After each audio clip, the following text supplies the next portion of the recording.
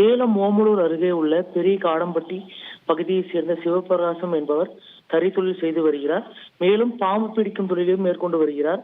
இந்த நிலையில் இவர் 3000க்கும் மேற்பட்ட பாம்புகளை இதுவரை பிடித்துள்ளார். இந்த நிலையில் இன்றைய தினம் மரக்கடையில் பாம்பு, குறிப்பாக கட்டுவிரியன் பாம்பு புகுந்த நிலையில் அதை பிடிப்பதற்காக சிவபிரகாசம் சென்றுள்ளார். பாம்பை பிடித்த போது பாம்பு சிவபிரகாசத்தை கடித்துள்ளது. உடனடியாக பாம்பை பிடித்துக் கொண்டு ஓமலூர் அரசு மருத்துவமனைக்கு சென்று அங்கு முதலுதவி அவருக்கு அளிக்கப்பட்டுள்ளது. பின்னர் மேல் சிகிச்சைக்காக சேலம் அரசு மருத்துவமனைக்கு அனுப்பி வைத்துள்ளனர்.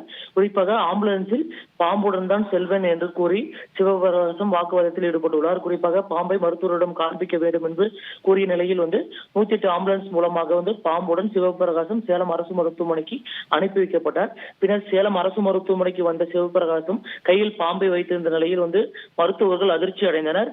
பின்னர் அங்க அரசு மருத்துவமனைக்கு முழுவதும் இவரை பார்த்தவுடன் பாம்புடன் வந்த இவரை பார்த்தவுடன் அனைவரும் அதிர்ச்சி அடைந்து கூட்டம் கூடியது.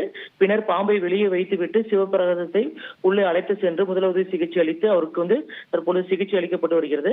பின்னர் இது தொடர்பாக வனத்துறைக்கு தகவல் கொடுக்கப்பட்டது.